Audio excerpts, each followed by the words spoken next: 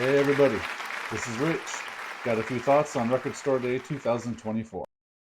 So it seems that the powers that be at Record Store Day didn't watch my video from a couple of weeks ago about my recommendations and how dissatisfied I've been with what they've been putting out the last few years. I have actually sat out the last 2 years of Record Store Day, which it's been a long time since I've done 2 years in a row where I didn't show up. But it seems like this year they actually got it right as far as I'm concerned. There's a wide swath, and a lot of genres are covered, a lot of rarities are showing up, and even a few things that I exactly wanted made their way to the list this year. So I'm pretty stoked. There are actually about 15 to 20 records that I'm excited about, and I would almost venture to say that there's 10 that I really need to have for my collection. That's pretty good. I don't think any of the stores out here are going to be getting the quantity or the kind of records that I'm looking for, but I'm going to let them know what I'm looking for and hopefully they can put in orders and we can see what shows up on that day. So I made a little video here to talk about the ones that I'm really looking forward to, and I've really been enjoying watching everybody else's Record Store Day videos, and I'd like to contribute, and hopefully I can bring up something that you may not have known about or skipped over accidentally, and you'll stumble on something you really like. And this will be in semi-alphabetical order because I was looking at the list when I made this. So I'm going to start off with one of the ones I'm most excited about, and that's the first time vinyl release of Electrafiction from the mighty Ian McCulloch and Will Sargent after they left Echo and the Bunnymen. It's a brilliant album and had it on CD for a long time. It's a one-off. They only did this one album, and then I think they kind of got the band back together, so to speak. And what we're looking at with this one is it seems on paper to be basically a vinyl release of what used to be the deluxe CD edition. And again, I'm happy with that. This looks like it's going to include the B-sides from the singles, which I think they actually called EPs because it had an unreleased track on it and some live tracks, and it all made up the deluxe edition part of the CD that was basically a concert of these songs and some great studio B-sides. And so, after all, it's a 2 LP edition of 2000 of a little known, very, very good album. I'll be in line for it. Next up is Horace Andy with Sly and Robbie, Living It Up. This is one I'm really looking forward to, with one of the great golden voices of that era of reggae music, Horace Andy. And the band is the Revolutionaries, led by Sly and Robbie, so you know that's going to be solid. Even though outside of Massive Attack, I haven't really listened to much of Horace Andy's work post 1980s. But with this lineup, yeah, you're going to get my money. And this is one I don't really have any reference for. I don't have the digital copy of this, but from looking online, it appears to be an abbreviated 9-track version of a previous release CD DVD from 2007 called Living It Up. And although it's in an abbreviated edition with 5 tracks cut off, I'm still grateful to see it at all because Golden Era roots reggae isn't always well represented on Record Store Day. There's been a few exceptions, but you're more often going to get a Kiss picture disc or a fucking another Cure picture disc. Yeah. And this one's going to be released in an edition of 1000, and it's going to be a regional specific release. And I'm not sure where that region is, but I'm going to venture a guess it's not fucking southern Pennsylvania. So I'll be lucky to find this one before I have to go look on the aftermarket for it. And next up is a really good one. Chris Isaak's Beyond the Sun, The Complete Collection, a 2 LP compilation of all the tracks he recorded for Sun Studios. And it appears to be a compilation of the original Beyond the Sun that was available in the US and the 2011 UK CD Deluxe Edition, which had a bunch of extra tracks that were not released out here. And together that's going to make a whopping 29 songs across 2 LPs of Sun Records goodness voiced by Chris Isaak. This one is in an edition of 2,000 copies pressed, and I kind of like my chances with this one. I think this area out here will be one place where a few copies will drop. So fingers crossed. And anyone vaguely rockabilly looking or a man wearing a pearl button shirt is going to be looking for a switchblade fight if they're going to try to get in my way of this one. Moving on with the list, we come to the Mighty Lemon Drops, a late 80s and early 1990s favorite of mine, another Manchester band. I mean, what a great place for music. And this album, Ricochet, is the first time it's going to be available on vinyl. And really largely unheard of group in the United States. But if you were the type to hang out at import record stores in the late 80s and early 90s, some of us, we fit that description. You're probably very familiar with them. They also had a few good cuts on some Sire Records compilations back in the day. They also had a trilogy of albums consecutively that I thought were very good. Happy Head, Out of Hand, and World Without End. They were all solid records and really very hard to find in the States at the time. Luckily, the internet has allowed us to make complete discographies of bands that weren't always available in the stores. And although I've heard it before, I'm not entirely familiar with it, but I am going to give it a chance. They were really progressing and doing well as a band before they kind of dropped off my radar, which hopefully I will rectify that sometime soon. This is an edition of 1100, so I'm not very hopeful to find this at any stores out here, but they are still under the radar enough in the States that I think once the furor dies down of that weekend and the weekend following Record Store Day, that this one will probably be available for $20. I think I'm going to cop it then. And coming up next is the first box set on this list that I have a bit of interest in. It's the Mudhoney Suck You Dry 5 LP of the reprise years for this band. And this one I'm on the fence about, and it has nothing to do with the music, although I really am more familiar with Mudhoney on CD than I am on vinyl. But if past years are any indication, and I'm talking about that Ramones box set that I got, I picked up a couple of box sets on Record Store Day, and they're fucking expensive.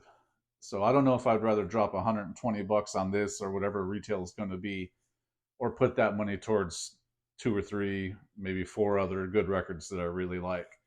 This is going to be a game time decision. And they're making 3,500 of these bad boys. So I'm not anticipating, at least out here, a lot of Seattle grunge fans coming out of the woodwork to buy $100+ box set of these years.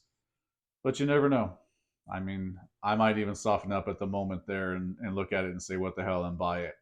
It's not going to be a waste of money. It's the amount of money that's going to give me some kind of pause. And carrying on further down the list, we have Parliament with their first record, Osmium. This is one I'm familiar with. I have heard, not on wax, but digitally. And I don't think it was recorded very well for having someone with the care and knowledge like George Clinton in charge of the project. I'm wondering how clean this vinyl is going to sound and if it's really necessary. I have about every other Parliament Funkadelic record on wax and love them. But this one is more of a early stages kind of embryonic, version of Parliament. They were heading towards the great heights that they would achieve. But here it's to me it sounded like a mess. This may be some other person's favorite Parliament record, and go with God, but it's not for me. My real hope for this one is that they found a way to clean up the sound, and a bit of the stereo separation wouldn't hurt. Well, what it really looks like is they've just expanded it to 2 LP, and I believe it's an edition of 3000. So it's not going to be impossible to find. But if time has shown us anything, is that there are enough people that love Clinton, Parliament, and all its other permutations that this will probably sell out pretty quickly and have a fucking bitch of a time on the aftermarket. So if the price is low enough, I might grab this one and give it a listen. But that's probably just the completist in me talking. I don't think I'd really listen to that one once. Fuck, man. I'll listen to the old one tonight that I've got on digital files for. And maybe I missed something. I'm willing to believe that. Next up, is Pearl Jam's new album, Dark Matter. This one will be in a limited edition of 15,000, which I'm not going to get shitty about limited and having these fucking 5-digit numbers, because there's some bands that's so huge that this is a limited release for a band of this stature. I haven't heard this record yet or this single. I do like Pearl Jam. I really like Pearl Jam, but this one doesn't seem very necessary because I have a real feeling there's going to be 500 different colorways of this one, and it's just going to get ridiculous. They're going to Black Puma this thing to death. So I might just wait it out. I don't know if I'm really going to be in that big of a hurry to find this one just because it's in a baby shit green vinyl variant. That's not going to move the needle for me. And rolling along, we are now at the R's with the Ramones and the 1975 Sire demos. These I am familiar with. I've had them as FLAC files for at least 20 years now, it seems like. And I really enjoy this presentation of the Ramones. One of my favorite things to find is alternates and outtakes and demos from my favorite groups. And luckily, there's a lot of this material available for the Ramones. So maybe this might not be the only release of demos on vinyl for them, that outside of maybe a box set compilation or something. This is one I'm looking forward to. There are going to be 6,000 of these released, so it's entirely possible I might run into one. And if I have to pull out a teenager out of the way to grab mine, I'm going to do it. And you know I will. And here's the solid one coming up next. Schooly D, Saturday Night. I don't think this is an anniversary edition. I had this in high school. I had this in 86 when I was in 10th grade.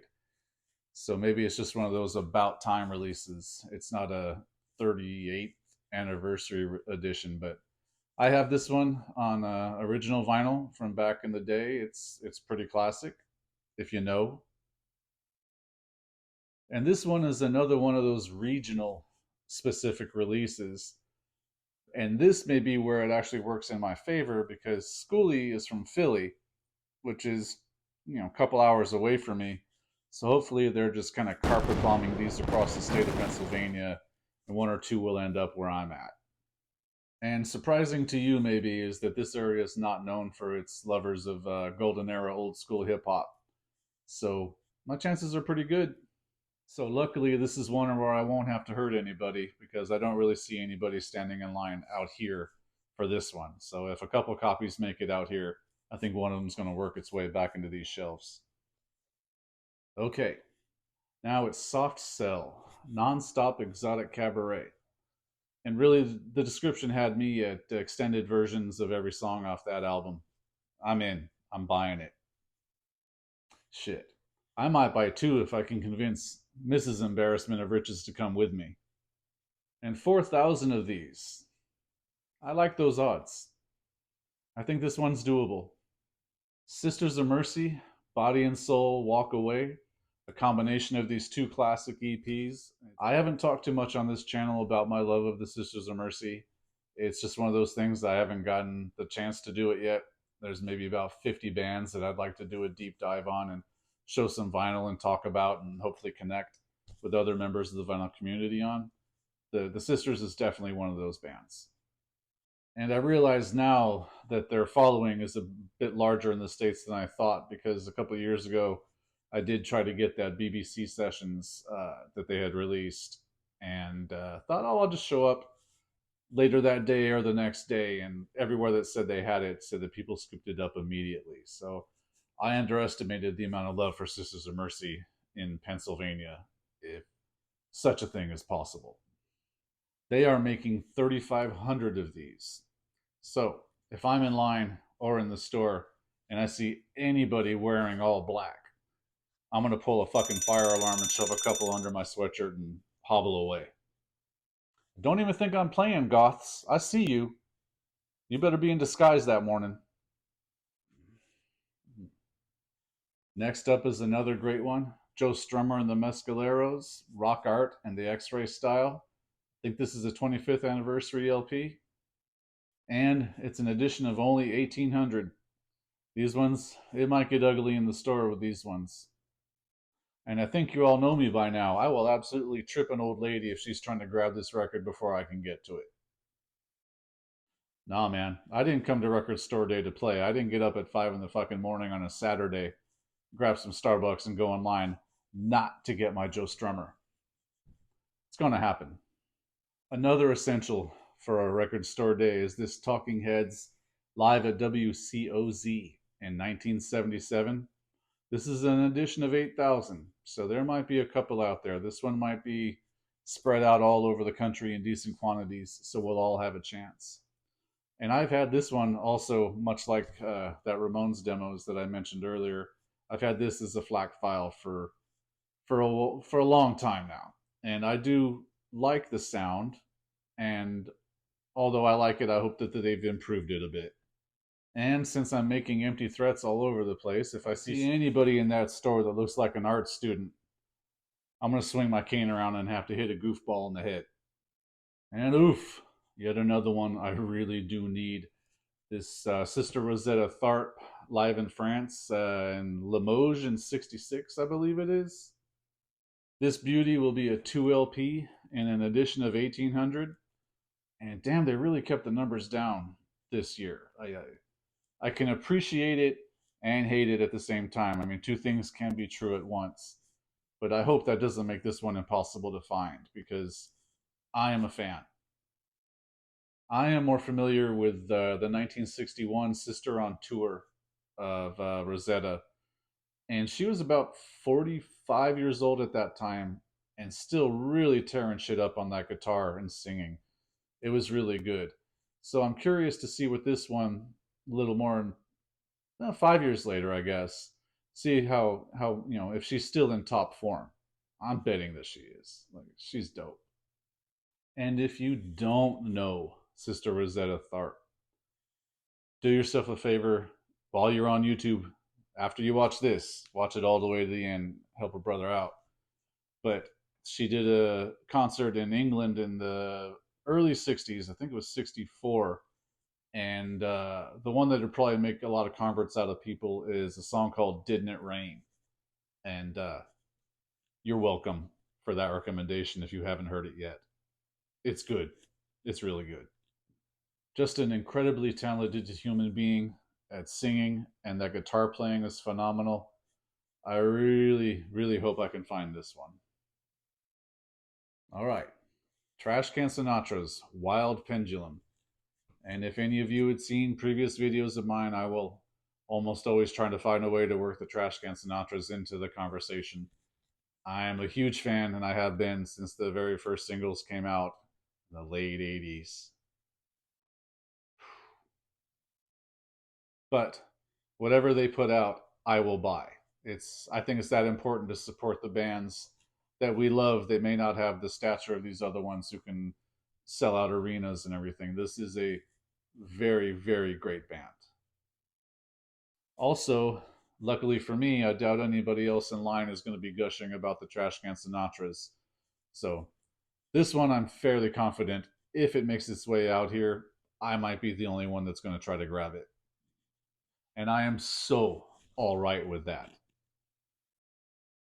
Now for the one that I am probably most excited about, and I actually skimmed through the list when it was released and fucking missed this one, and I don't know how it happened. I saw it on somebody else's video and did a fucking Scooby-Doo and I went back and checked and saw it right there, right in front of my eyes. Just old man disease. Jim Croce, The Final Tour. This one has got me all kinds of excited. I have a long line of bootlegs from this tour and previous tours of Jim Croce's, and he always played great and had a definite gift for the gab. Like, he would talk to the audience and tell stories. And I've seen television appearances with him as well. This dude was straight up comfortable talking to the camera and talking to people and being very clear about what he's relating and then going into song and tearing that shit up. I love some Jim Croce. From the information that I've been able to gather or not gather about this one is where it took place. Because like I said, I have a lot of this tour on digital files. And although the playlist looks familiar, it could be in Sweden, it could be in Louisiana, it could be in New York. I'd like a bit more information, but regardless, I'm buying it. And again, if Mrs. Embarrassment of Riches is down to go, I might have her cop one too. And moving along, we are now at Willie Nelson, Phases and Stages, the 50th anniversary 2 LP presentation of this classic. And this one is in another trilogy of albums that came out that I feel rival anything anybody's done. It starts with Shotgun Willie, goes to this one, Phases and Stages, and culminates in Redheaded Stranger, which, if you know me, I am not likely to shut the fuck up talking about. I love Willie Nelson, and I'm really looking forward to this one. I don't care about the edition. I don't care what happens. I don't care who's in my way. I'm going to get this one. And I do have a couple of honorable mentions of ones that I might buy if I see it, but I could be a bit on the fence. The first one is the Dead Milkmen's Bucky Fellini. That's going to be a good one, but I don't really envision that one being out here because, like I said, it is a punk rock desert, especially for Southern California punk rock bands from the 1980s. There is also De La Soul, live at Tramps in 1996, which really puts this around Stakes' High territory, which is pretty close to everybody's favorite one or two or three. Damn, another fucking trilogy of great albums by artists. And De La has quite a few, but I've been to enough rap shows and heard enough rap concerts on CD and album that they're not always recorded really good. And I've not had any from the Tramps Club specifically, so I don't know how their sound mixing went for that sort of thing, but I do know if you go to a rap show, some of these crews will bring everybody and their goddamn friend on stage with them and give them a microphone, when really all you want to hear with De La is Poss and Dave. So I'm up in the air on this one. I don't know. Maybe I'll buy it. Yeah, I'll probably buy it. Another honorable mention. Fuck, these are getting more into where I'm just gonna fucking buy them anyway. Is Boogie Down Productions Edutainment. It's KRS-One, BDP. Why not buy it? Shit, I'm trying to talk myself out of buying records. I'm probably gonna buy everything on this list if I see it. But what I'm hoping to see more of, because I've already watched a few of these videos from the VC, and everybody in the vinyl community has done a great job on talking about the things that are exciting them.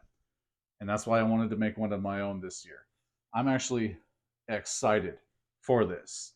And I haven't felt that way in a few years. Like in 2015, 16, there were things to be interested in and reasons to go, but I wasn't pumped up for it. It was just another day to go fucking spend money on records, which I don't really need a good excuse to do that. I'm going to probably do that anyway. But it's nice because it's the most crowded day you're going to see at your local record store, whether it's a good store or not, you know, whether they carry things that you like or that they'll look out for things that you want and hold them for you. You know, it's not, I don't really run into that here, but it is nice to see lines outside of any kind of retail establishment now because it's so easy to buy things online and just bypass the record stores. And I don't think that's the thing we should do. Not with books, not with records, not with comic books. Anytime we see these brick and mortar stores, we need to go into them and help support them. And in conclusion, if you're in line in southern Pennsylvania somewhere at a record store looking for records, I'll be the dude with the cane looking out for people to trip, people to shank, old ladies to elbow out of the way. I'm out to get my records. I hope you are too. I hope you have a great time. Grab yourself a cup of coffee. Strike up a conversation with a stranger. It might be me.